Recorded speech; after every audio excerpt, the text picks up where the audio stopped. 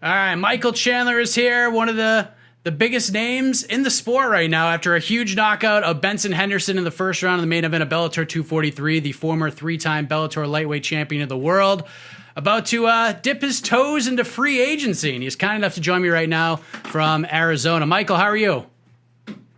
Man, I'm good, man. I am, as you said, in Arizona. I am not in my home. We rented a big home out here with a bunch of bedrooms because I got my family coming out, my wife's family coming out. We are on a 12-day hangout by the pool, sip some adult beverages, like blow off some steam. I haven't seen my family in 12 weeks, so the least I could do is give them 12 straight days. So, man, like you said, man, excited about life, excited to see what happens next. Yeah, congratulations on the win. It was a big one for you. You gambled on yourself. Paid off in a big way with a beautiful finish over a guy who hasn't been put away in a long, long time. After the win, you wanted to sort of savor the flavor a little bit, but then all the chatter began, and you became probably the biggest news story in MMA since then. What have these last 5 or so days been like for you? It's been crazy, man. Yeah, I mean, number one, as you said, you talk about the pressure of gambling on myself. I mean, there was such an immense amount of pressure, you understand it because you're delved in the sport. But you don't quite understand it from the fighter's perspective. And then the fans, there's no way the fans could ever expect how much pressure is on you. If I go out there and lose to Benson Henderson, my stock goes way down. If I go out there and even have a lackluster performance, beat him by decision or split decision, which Benson Henderson is really good at making you not look that good. It's hard to be a dominant fighter against a guy like Benson Henderson. He's just too good. He's too solid everywhere. So I knew it was a huge gamble, and it all worked out really, really well because, as you said, Benson Henderson hasn't been finished in a very long time, and finishing him from a southpaw stance that nobody has ever seen me do in 2 minutes and 9 seconds was definitely the right way to end a contract. And then just post-fight speech, making sure every single heartbeat, every single person over the last 11 years at Bellator, from the Mike Sarnowskis to Ian to Dean, to these people that you have no idea who they are, but they have impacted my lives from check-in to front of the house, back of the house, production, music, lights, the people who set up the cages, these people who I've built a relationship, who I have all their numbers in my phone, and we speak and we talk, to let them know that if this is the last time that I stepped into that Bellator cage, you guys were part of this journey. You guys impacted me more than I ever thought I could be impacted by kind of the people who weren't the high ups of an organization. And, here we are, man. And now the sky is the limit. I didn't sleep for 36 hours almost because my phone was just blowing up and blowing up and blowing up, people calling. And like, if I opened up my social media, it was like 1,000 plus. Like, there were just so many mentions. It didn't even have the actual number on there because it maxed out. So you can't get through them all. And you're just like, holy cow, man. I'm just, Michael Chandler over here, man. What's going on? Why is everybody talking about me so much? So I think it's just been the culmination of this 10 years of people wanting to see me fight in the UFC in 2011, whenever I beat Eddie Alvarez, and every single time my contract gets up, everybody wants to see me fight in the UFC. Now ONE FC is a huge player. Eddie Alvarez is over there. PFL is a huge player because they have an emerging organization, and they're paying people really well with those $1 million tournaments. So tons of options, and just couldn't be happier. Yeah, you mentioned the options because, every outlet, every podcast, every video show, they're all talking about you. They're all speculating, where's Michael Chandler going to go? And I know you're on vacation right now. You're spending time with your family, but is there a part of you, or are you listening? Is your finger on the proverbial pulse right now? Are you paying attention to what everyone's saying right now? It is, man. And my son doesn't understand it yet, but he will someday understand that men work. I've taught him a couple things so far. Every young man falls, but every young man gets back up.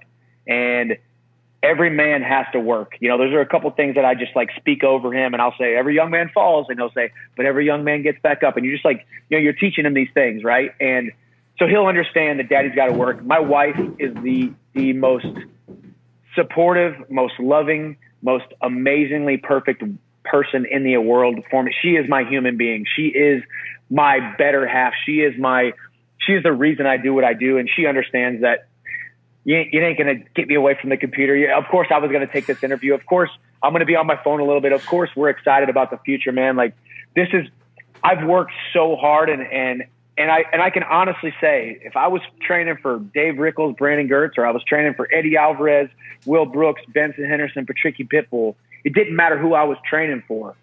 I was training as if I was about to step in the cage with Khabib, as if I was about to step into the cage with Eddie again, as if I was about to step into the cage with any of the top lightweights in the world. No stone unturned in my preparation, complete discipline, complete excitement about doing everything right so I can go out there and get my hand raised. So I'm listening.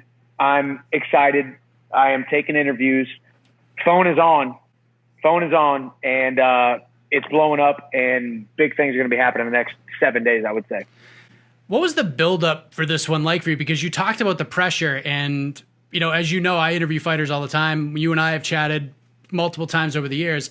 If there is one person, Michael, one fighter that I've chatted with throughout my career that I would think would thrive with this pressure that came with this fight, free agency looming, people questioning the decision from the judges in the first meeting with Benson talking a little bit of trash along the way, trying to get under your skin.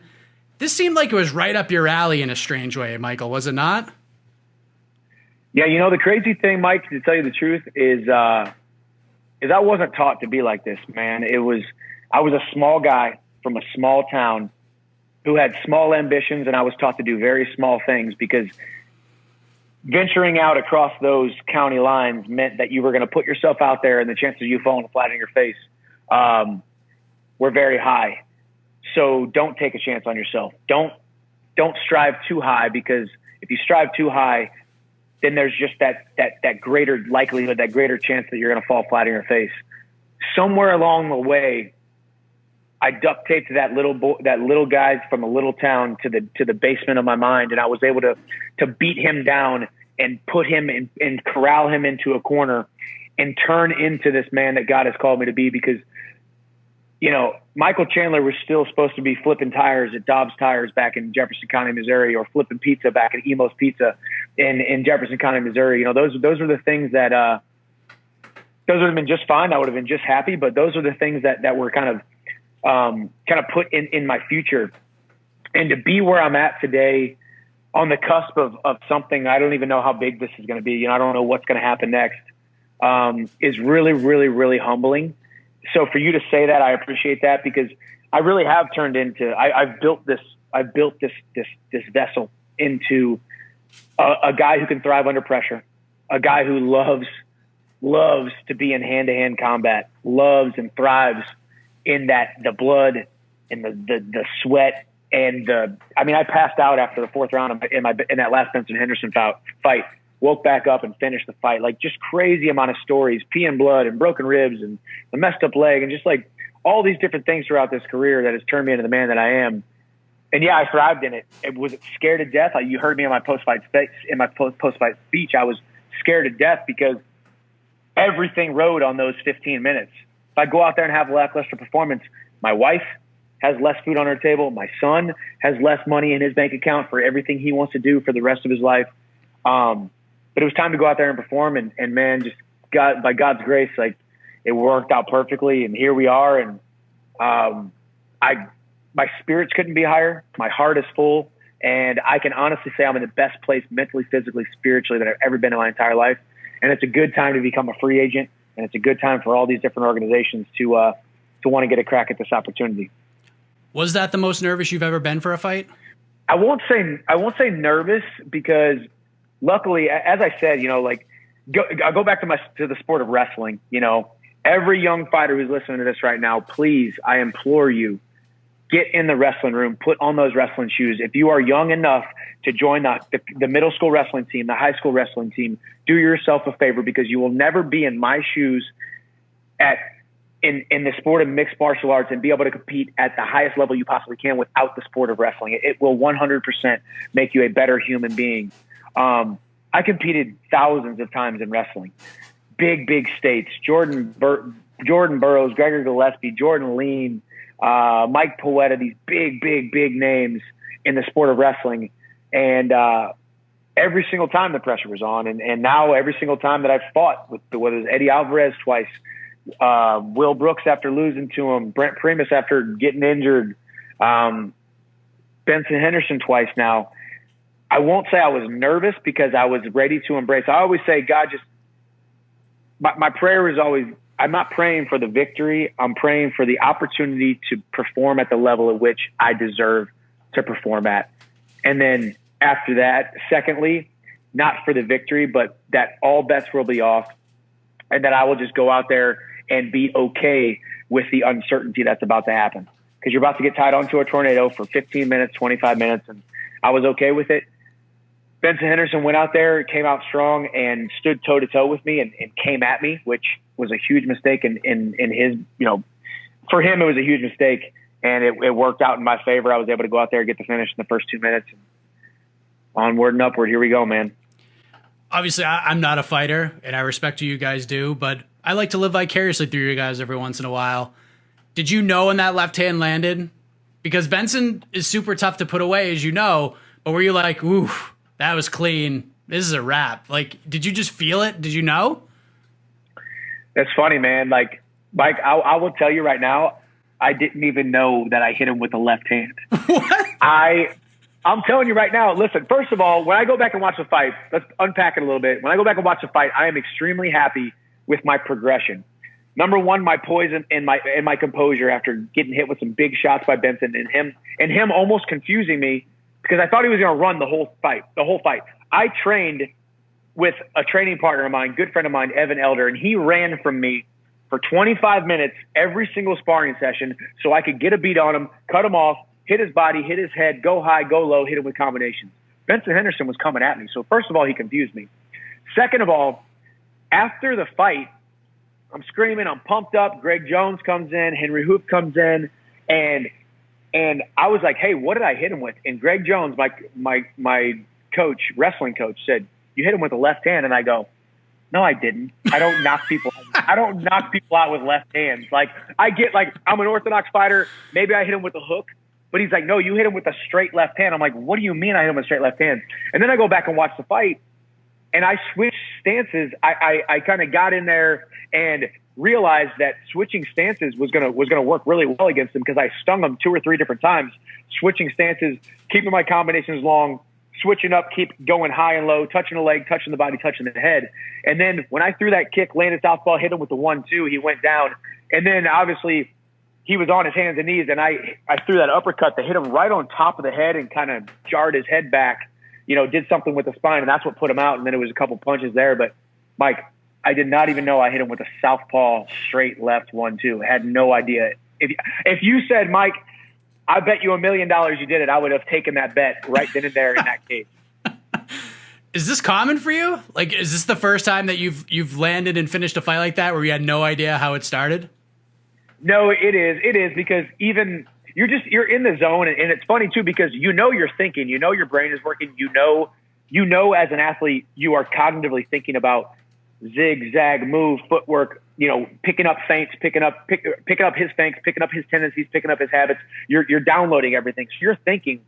But when something happens that fast, and then it's just elation because you got to remember we were just talking about the pressure. I felt like I had a 1,200-pound gorilla on my chest and on my shoulders for the last 5 months, knowing that I had to win this fight. So when Benson Henderson goes down, his eyes roll in the back of his head, and I land down a couple, and Dan Miragliotta jumps on me, I'm not thinking about what I hit him with. I'm thinking about, thank you, God, that this thing is over. Thank you that nothing bad can happen. Thank you that I can't fail one of these coronavirus tests that that was the other thing. We're worried about passing a coronavirus test. If I don't pass or he doesn't pass, we don't get a paycheck. We don't get the fight. My contract and free agency gets extended another 6 months. Who knows?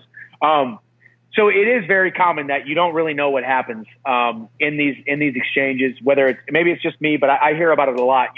You're in the zone, you're thinking, but you're not thinking with enough memory to be able to remember what the heck just happened. All you know is you're happy that the fight is over, collect your paycheck, kiss your wife, and go just freaking chill out. Yeah.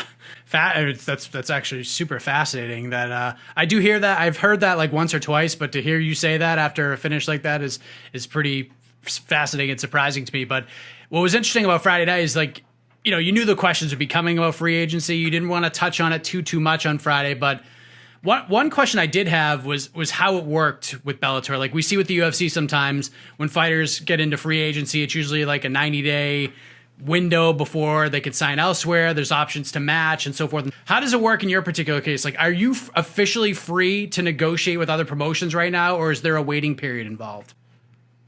Yeah, so there's a waiting period. There's a waiting period involved. There's these certain boilerplate things that's in every contract, from UFC to Pride back in the day, Strikeforce back in the day, Bellator now, ONE FC. There's an exclusive negotiation period.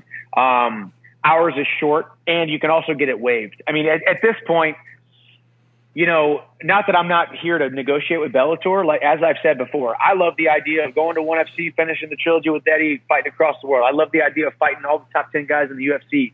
I love the idea of staying with Bellator for the next 10 fights, getting a job on the mic behind the desk, sailing off into the sunset, being the most decorated Bellator fighter of all time. I love all of those different options. But Scott Coker had the opportunity to sign me 5 months ago, 6 months ago, 4 months ago, before this fight happened, and it didn't happen. So there's really not a huge time that we need to sit here and negotiate, Scott. You had the opportunity. You let me go into free agency.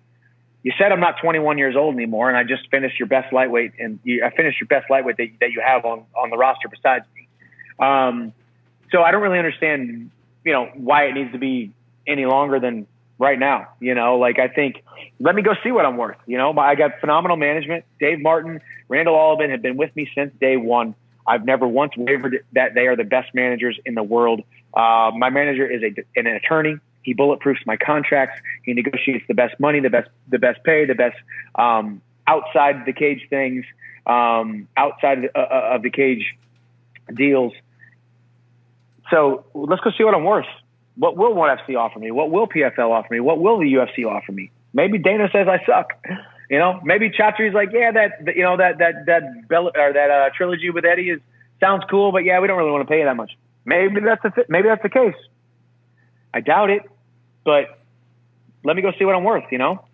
I think on top of that too is, Bellator's been your home for over a decade, and you've accomplished so much with them. You've won world titles. You've become the face of the organization for a long time in a lot of people's opinions. And I'll say, which you probably heard at this point after keeping your finger on the pulse, the most common thing people have said when it comes to your free agency is that, yeah, they wouldn't be surprised to see you back in Bellator, but it doesn't seem like there's much else for you to do there. Like, outside of maybe the Patricio Pitbull rematch, maybe the trilogy fight with Brent Primus, but other than that, like, you've kind of slayed all the dragons here.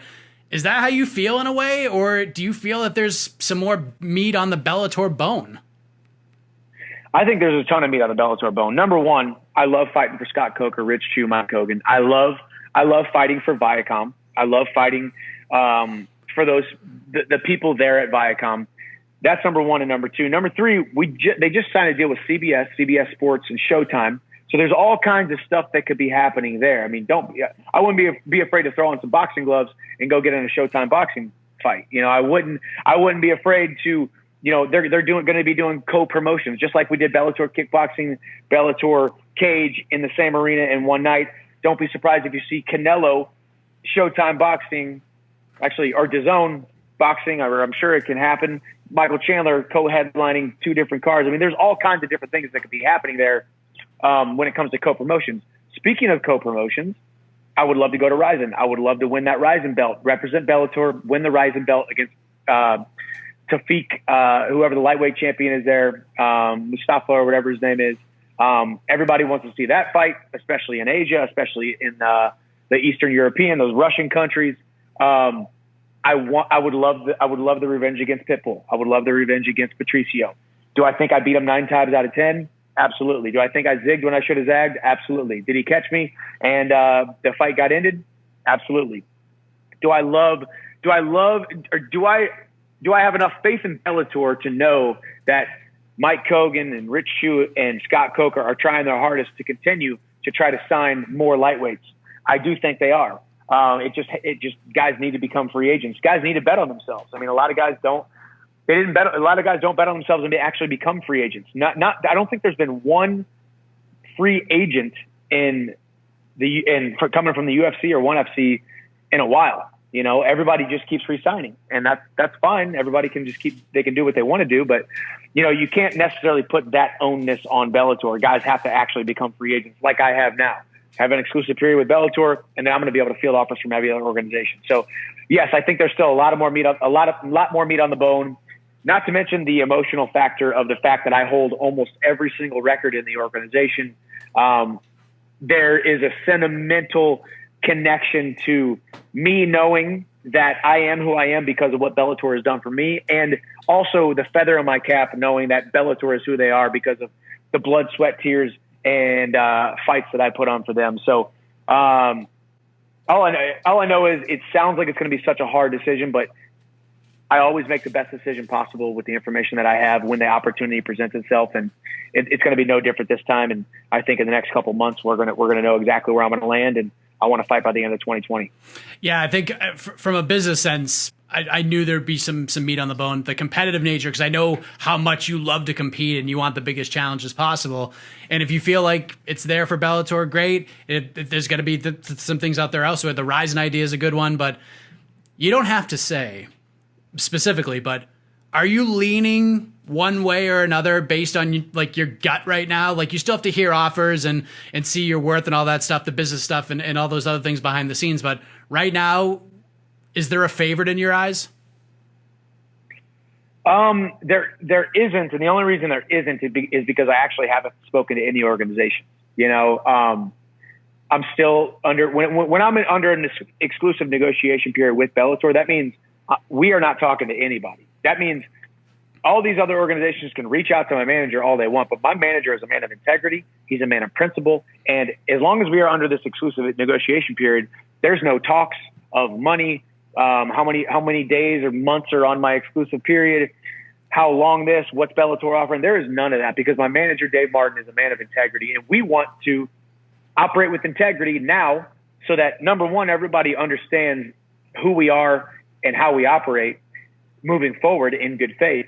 And secondly, the cream always rises to the top. Never grow weary in doing right. You know, maybe it takes a little bit longer to get a deal done because we're not over here sending messages to ONE FC and UFC to look at and scratch below the surface to try to find out what the numbers are going to be. Yeah, okay, that's cool. Like I said, I'm here in Arizona, hanging out with my wife. My family's on their way here in a day or so. All I have is time. I don't need to do anything shady or against the grain or break any kind of binding contracts to get through the delayed gratification period. But as far as leaning somewhere, I would say I'm not leaning any direction because we haven't looked at elsewhere or spoken to anybody. However, I will say there is a ton, and I mean a ton of fan pressure to go to the UFC. You know, and there's quite a bit out there, actually, a lot more than you would think, to go do that trilogy fight with Eddie Alvarez. So I've never once listened to the fans. Number one, the fans will give you a thumbs up here, but a nice little, flipping the bird behind the back. It happens. There's also a ton of people out there who, whenever poses the question, who should Michael Chandler fight in the UFC first? They say, well, Michael Chandler would lose to USADA by first round knockout. So there's a ton of people out there still who think I'm not clean. They think I'm using drugs. You think I'm using PEDs. They think I wouldn't pass USADA. It's almost as if I want to just sign with the UFC just so I can shut those people up because I want people to see. I want them to look. I want the lens at which they look at the human spirit through to be optimized, to realize that the human body, the human spirit, the human condition was created for so much more than we give it credit for. And I've done nothing but beat this body down and build it back up for the last 20 years. So when you got Joe, who works a 9-to-5 and he trades stocks and he hits the gym twice a week and he doesn't like his gains in the gym, so he accuses me of using steroids. You can't compare the two, Joe. You train twice a week.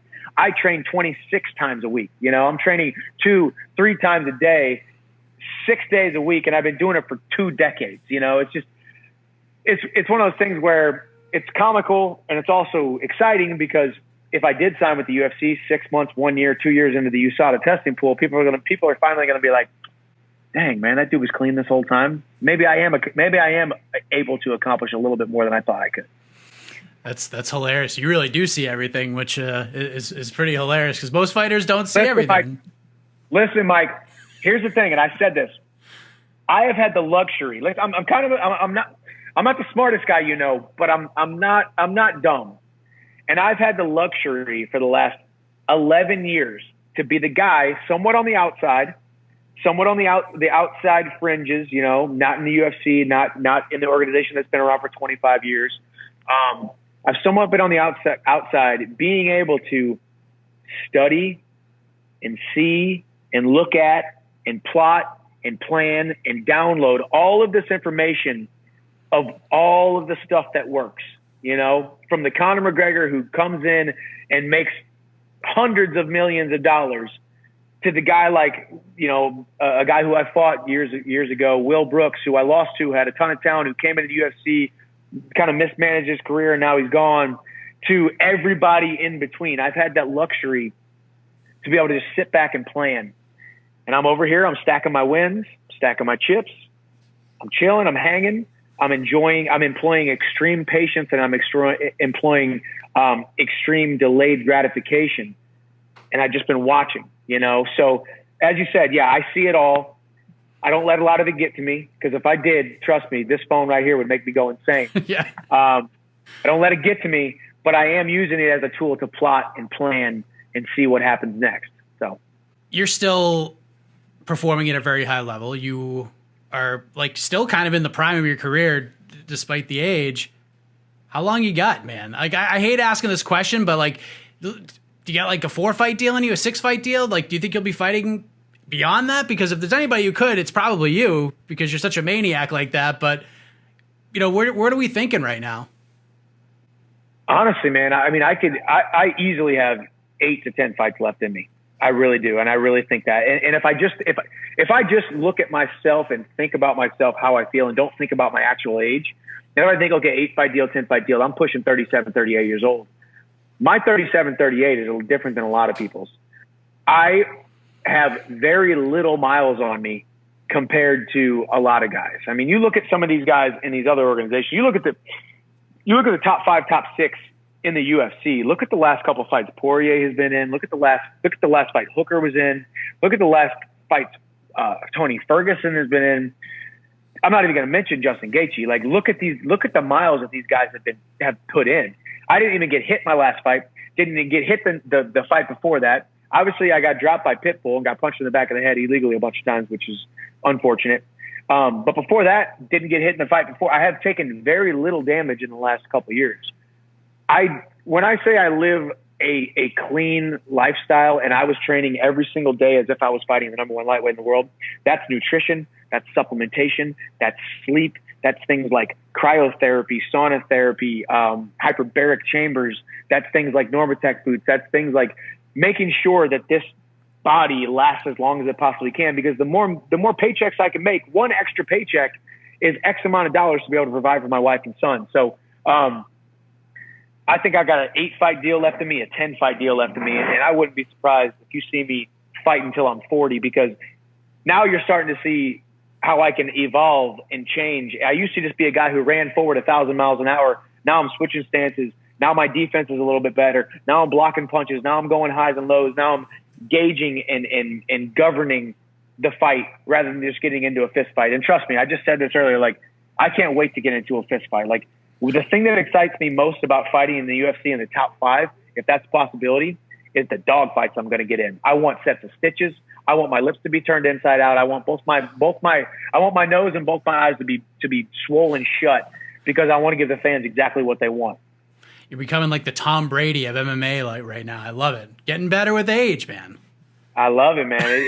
It really is. And it's also not just me. It's a testament to the hard work that my coaches put into me. My striking is a direct result of Henry Hooft, and not just his technique, not just his footwork, not just his combinations, not just his system, but the man, the leader, and the person that he is. He makes me believe that I can go out there and strike with anybody in the entire world.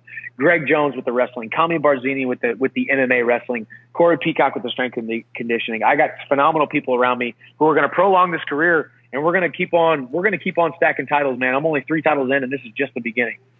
Well, I'm excited to see what is next for you. I don't want to take up any more time. Just realize it's been about 30 minutes, and you're on vacation with your family, man. I don't want to hold you up any longer, but I appreciate you giving me so much time, as always, being so open and honest about everything. And I think I know I'm not speaking by myself here. We are all very excited for Decision Day. I hope you like make a big thing out of it, Michael. Kind of like do it better than LeBron. Should I get a hat? Should I get a hat? Like pull a hat and just be like, all right, I'm going. You know, I'm taking my talents too. I thought about it. Yeah, I thought about it, but I'm not. Exactly. I've thought about it, but I'm not trying to. The fans will turn on you real quick. Be like, who does this guy think he is? Man, I just want to be like, hey, listen, I signed with X and I'm going. Here's my fight. Trust me, tune in because you're going to be on the edge of your seat. You're about to see. If you didn't know me then, now you know me. I'm not here for a long time, but trust me, by God, I'm here for a good time. Let's go, you know? Well, congratulations on the win. Congratulations on the position, Michael. All the best to you as negotiations begin. And I know you're going to make the right decision for you and your family, man. Enjoy your vacation. You deserve it. Yes, sir. Thank you, Mike. I appreciate you, brother. See you at the top.